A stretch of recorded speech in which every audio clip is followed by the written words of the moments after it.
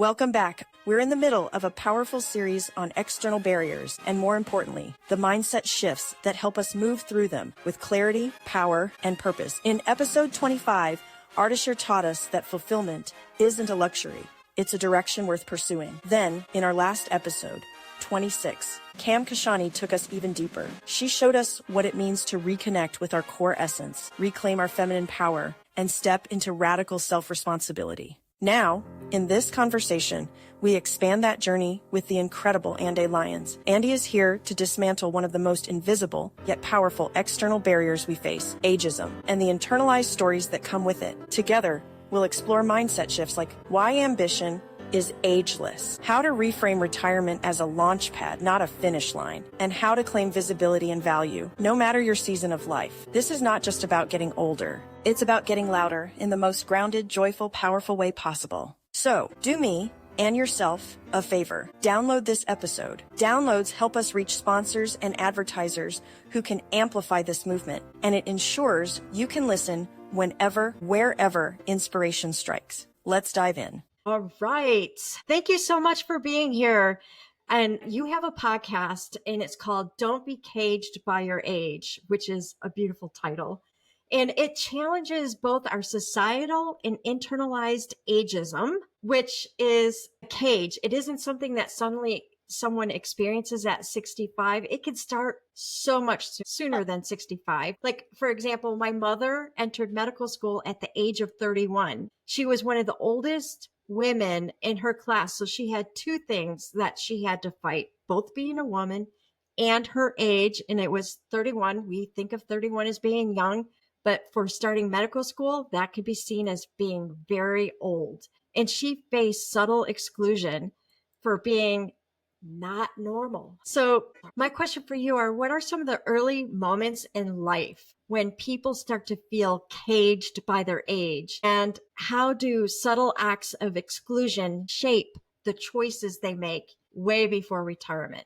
First of all, thank you so much for having me on your podcast, Natalie. As a former startup founder myself, four-time startup founder, but also as a former global startup mentor, you can get caged by your age as soon as 20 because people are like, oh, you're not old enough, right, to be doing this. You can also get caged by your age in your 20s if you're an actor or in the modeling world, right? Oh. But in the context of our conversation today in the corporate space, people begin feeling caged by their age much earlier than you would expect, sometimes as early as their 40s or 50s. And what you'd start to see is they're being passed over for promotions or left out of professional development opportunities because heaven forbid, that people understand that ambition is ageless. And they start seeing, younger folks getting promoted, getting opportunities for career growth. And it really begins the feeling of, wow, am I invisible? And where's my career growing and going now?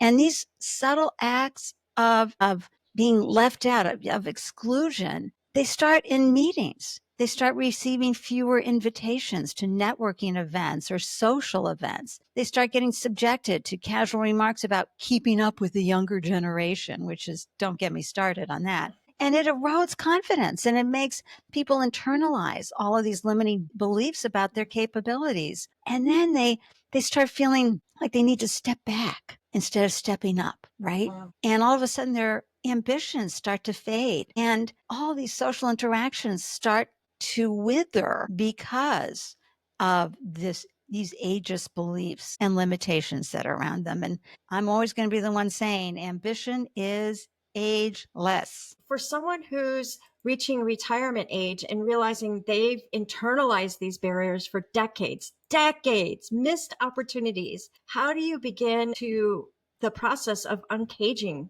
yourself? Well, first of all, aging isn't the barrier. Society's perception of it is. Age is not the enemy either. So, and what's happening is entire generations of talent are being wasted because of societies and institutions' perception of aging. So the first thing you need to do to uncage yourself from these internalized ageist beliefs is having this awareness, recognizing the subconscious narratives that have shaped your expectations about aging. And, we've talked about this for decades. We've been conditioned to see aging as a decline, a limitation, stepping back. But the truth is, those are just stories we've been told. Once you recognize them, you can go, hey, who benefits from me believing this? And often it's industries that profit from fear of aging. Then you look for counterexamples like tuning into the Don't Be Caged by Your Age podcast and following the podcast across social media, because I'm constantly amplifying people thriving in their 60s, 70s, and beyond.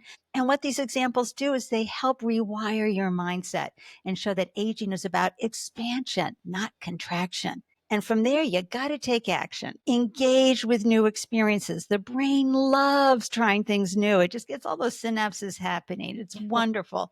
Reconnect with dreams that you have set aside, or even just go in and explore. Did I even have dreams? And surround yourself with people who uplift and inspire you rather than reinforce these outdated narratives. And then find community, especially intergenerational community. When you mix the older brain with the younger brain, oh my gosh, so many statistics out there and how this benefits corporations, profitability, productivity, etc. And then, hanging out in the groups that promote these older folks getting together with younger folks, because liberation from these beliefs will start happening faster when we're not alone in the process. So I love to say to folks, aging is not something to escape. It's something to embrace. You're not too old, and it's never too late to begin a new chapter in your life. And this chapter after 60, please take this in. It is such an exciting chapter in your life, especially for women. We are no longer shackled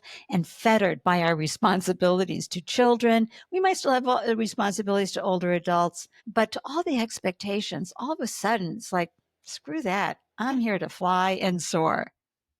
Screw that. It's so fun. One of the ladies that is going to be in season 2 alongside you, she first attempted to climb a mountain in her 50s and then realized, wait, I don't have all the tools to really get up this mountain. So she came back 10 years later.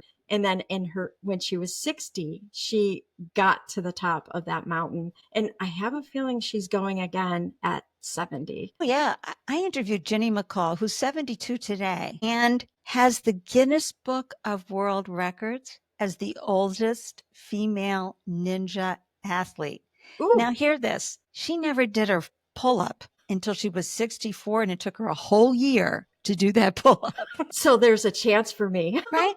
But you should see all the women who are modeling and doing, I just interviewed someone who's getting into stand-up comedy, or they're doing voiceover. I mean, there's just so many possibilities out there. I just find it extremely invigorating and inspiring. Yay. I love it. So there is a culture narrative, which you are sort of alluding to, that retirement's about winding down. Yet so many people, including yourself and the people that we just talked about, prove that it's an incredible time to start something new, whether it's a business, a passion project, or activism. How can people approaching retirement shift their mindset from ending a career to beginning a new chapter and truly embracing reinvention? Well, first of all, you can't just dive right into retirement. You really need to take a step and acknowledge that a chapter of your life is closed. It's come to completion. Celebrate it, honor it, rejoice it, but don't rush into the next thing.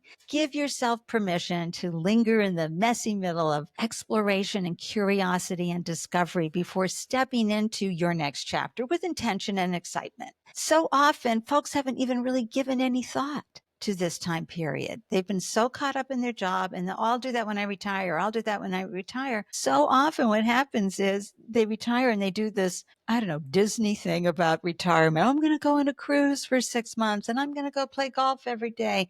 Well, what happens is they find out after 6 months, 18 months, they are bored to tears because they have no purpose. I got to tell you, the statistics show 7 out of 10 retirees want to keep working.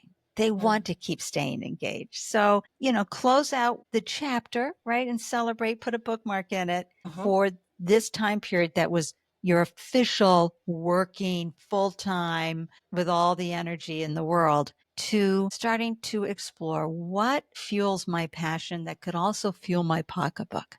It's a great time. That's fantastic. And so going back to the workplace and having intergenerations interact together and work together, many professions, and you alluded to this, in their 50s and their 60s, experience a fading out in their career. They may not be explicitly pushed out, but they are no longer considered It's called permafrost. That's how they view it.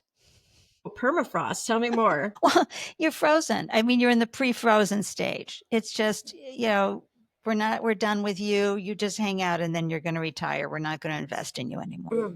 That's sad. So Very. what are some things that people can do to say, hey, man, don't freeze me out here? Well, while they're working, while they're currently in their gig. Yeah. So here's the thing. Pre-retirement is the best time. And I know you're like, I don't have time to be thinking about this, but you need to.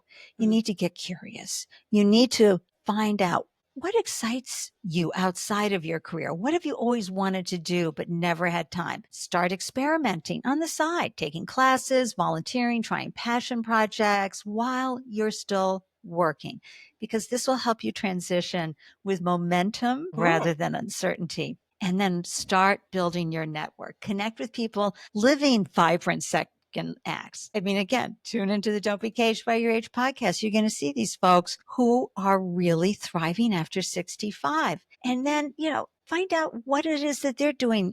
And does it spark ideas that you hadn't considered?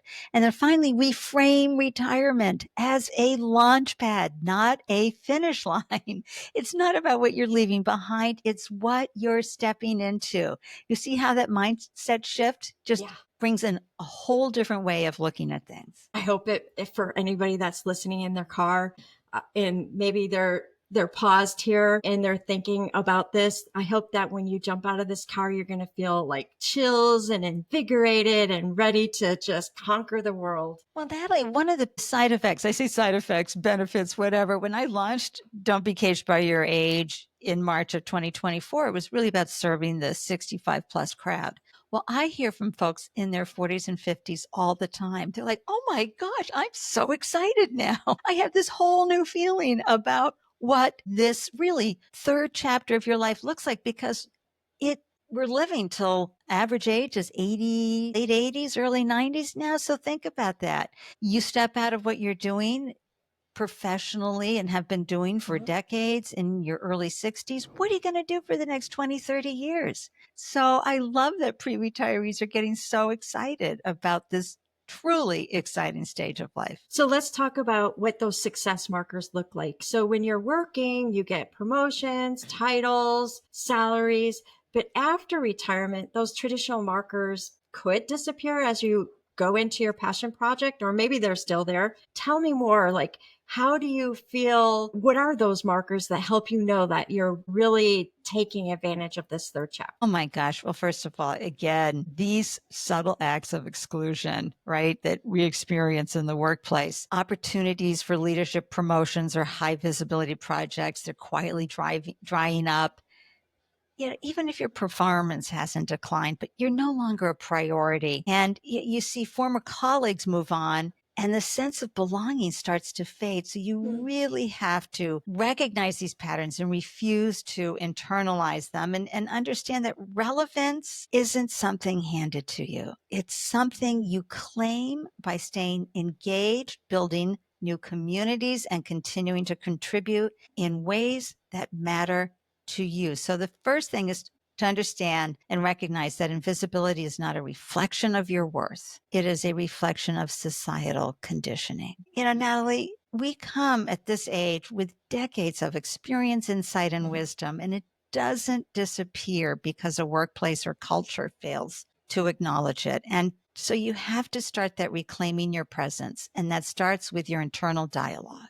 Instead of asking, do I still matter? You can really feel that strongly. You have to reframe it to, I have so much to offer, right? Then take the intentional action, reconnect with passions. I've said this before, engage in spaces where your voice is valued, and seek out communities that celebrate experience rather than dismiss it. And I got to tell you, one of the things I did, and so I'm 68, I'm listeners, I just want everybody to know I'm all about aging out loud and proud. Claim your age. Do not say things like 68 is the new 48. No, 68 is 68.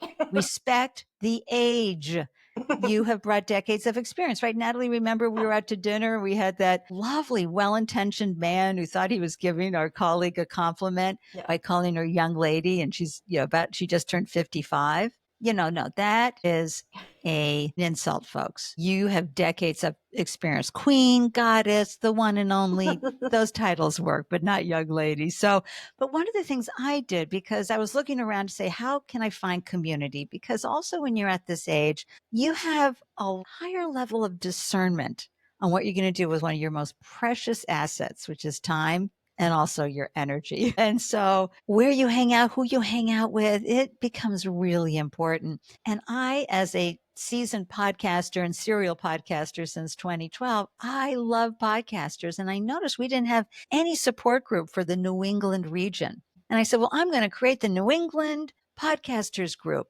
And as someone who's always afraid, what if you hold a party and no one shows up? It was a stretch for me, but it's turned into the most wonderful, valuable, impactful, and inspirational things I've ever done in my professional career. So I encourage folks to do that too. And I also want everybody to remember visibility isn't about demanding attention. It's really about showing up fully with confidence and purpose, because when you embrace your relevance, the world actually responds to it. When we were at the Podfest, this is where I met you, and people had the little New England pins. I was like so jealous.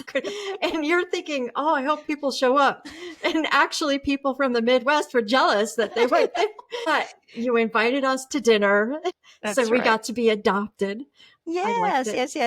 And it belonging is such a beautiful thing, right, Natalie? Yeah. And nobody's judging me about my age in the group. It's about, the conversations and the connections, the meaningful connections, and in person connecting is just such a beautiful thing. So yeah. I encourage folks, if you can't find a community, start one of your own. Yeah. So in doing so, not only are you lifting yourself up, but you're lifting others up. And that's where the ripple effect happens. Exactly. Touching lives. Woo!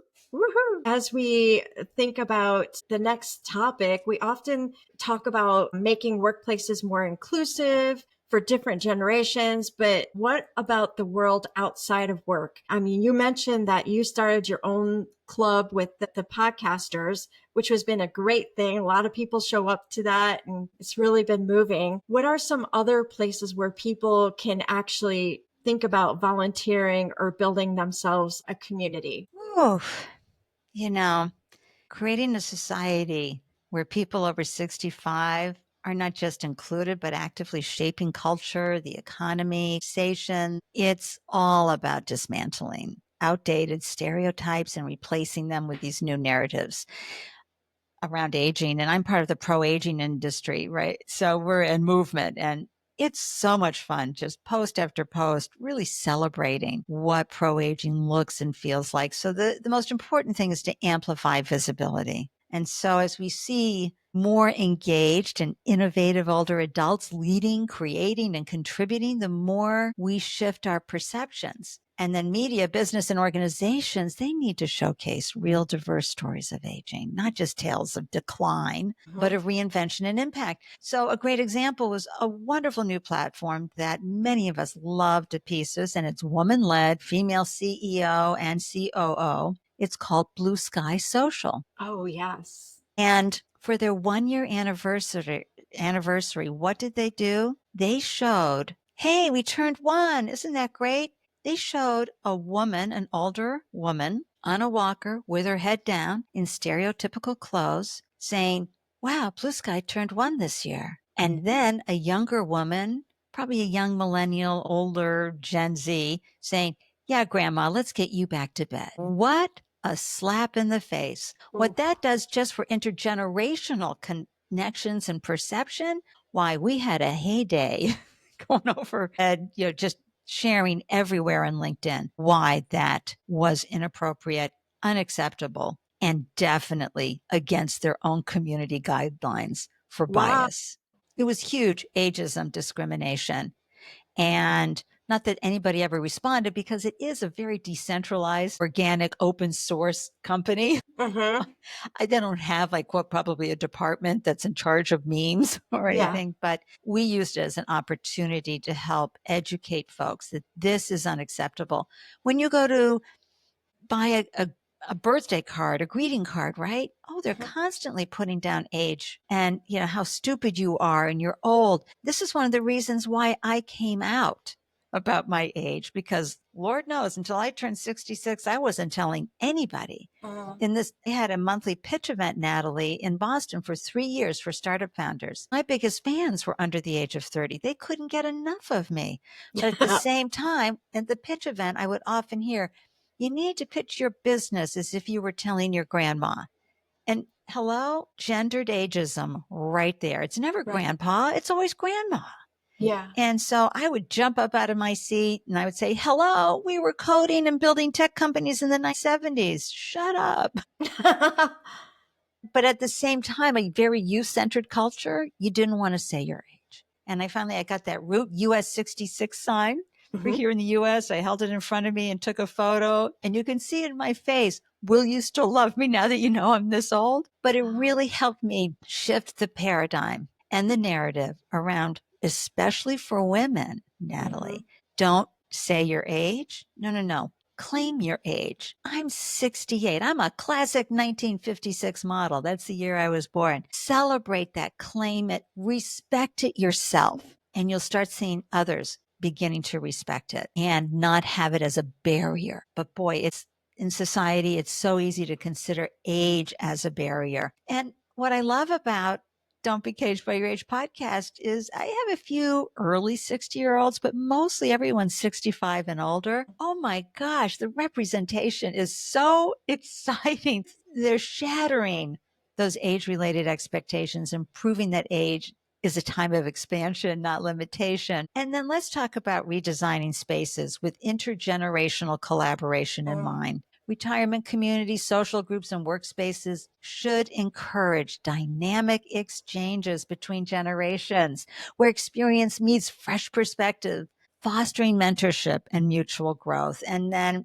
finally, we've got to reject the idea that aging means stepping aside. Oh, it's your turn now. People over 65 are starting businesses. They're leading initiatives, serving on boards, and shaping policies. The economy and society thrive when we tap into this immense talent, wisdom, and creativity of older adults. So it's not just about inclusion. It's about claiming our rightful space, right? We are meant to be here, and then reshaping what's possible at this, I keep saying it, exciting stage of life. Trust me, I often share with my guests, who thought we'd be talking about this, quote, exciting stage of life? Yes, our skin, is crinkling up and brown spots. And, we got, knees are challenging, eyesight, hearing, all those things. But I have to tell you, it is still so exciting how we can live and thrive at this time of life. Well, Ande, I have to tell you, I turned 60. Oh my gosh, so you'll be able to come on my podcast. Yay! Get my clappers out. Some people would be shocked by that. Okay. Yes. Trust me. When I came out at 66, the most common feedback I heard from my community who saw me in person frequently was, what? I thought you were my age, like 52. Folks, telling someone they look good for their age is the worst compliment. People do not like it when you say that. Just tell them they look great. You look fabulous. You look delicious. You're amazing. Do not enter the age thing, because then again, as you just said, people would be surprised. Really? Well, how are you supposed to look at the age of 60, Natalie? That's a good question. This is how you look at 60. Isn't that wonderful? Yeah, it is. So what are some of the final takeaway items that you really want this audience of women who are ambitious and ready to dream and go after their dreams? What is the final thing that you would like to say to them? Oh my gosh. Well, first of all, you got to check out my interview with Diane Gilman, who at 59 she had a really stunning career already, wanted to change the face of jeans for the midlife woman. She wanted nice, tight, delicious looking, attractive, Mm. sexy jeans. And her industry told her, nobody wants to see an old, fat woman in tight jeans. Well, she went on and created a jean line where she made $100 million year after year after year in her 60s. It's such a phenomenal story.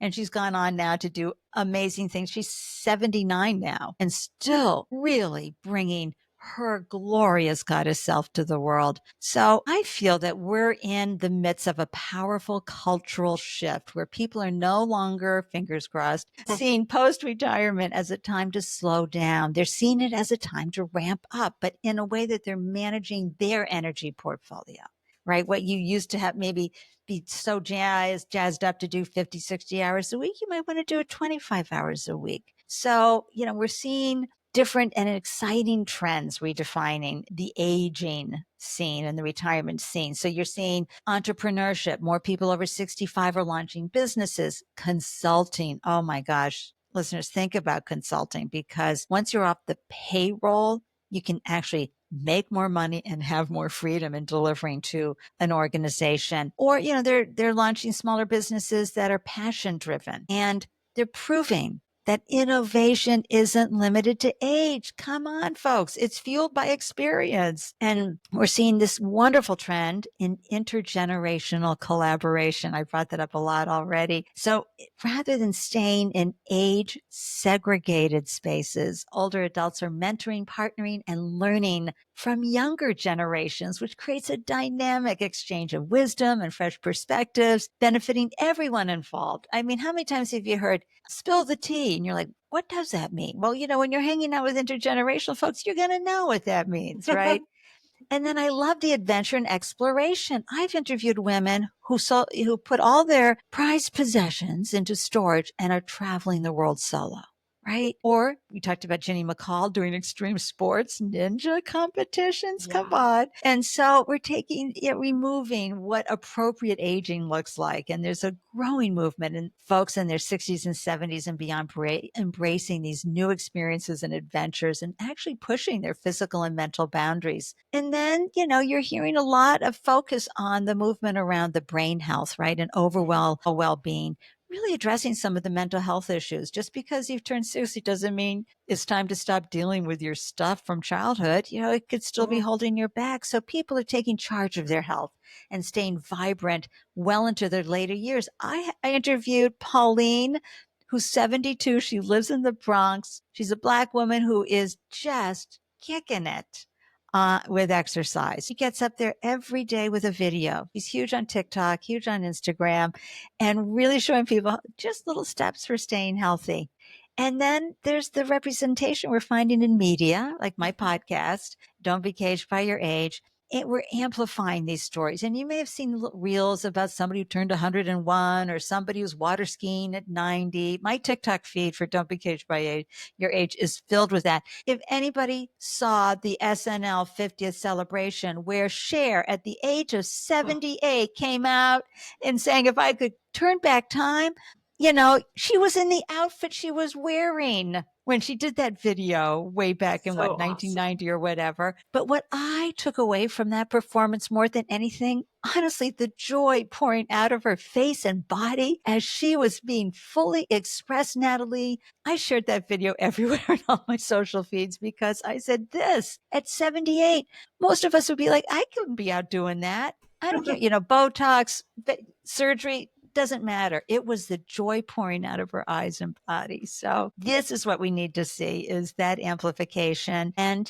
that shift, that mindset shift from aging as a period of decline to aging as a time for reinvention, impact, and joy. Yeah. So to me, when we first got on, before we started hitting record, we talked about societal barriers and all of those things, that they're really not a societal barrier or an external barrier. The barrier is in here. So it doesn't matter what your age is. It's all internal in your mindset and what you can shift there. That makes the difference. Bingo. Thank you so much for being on the show.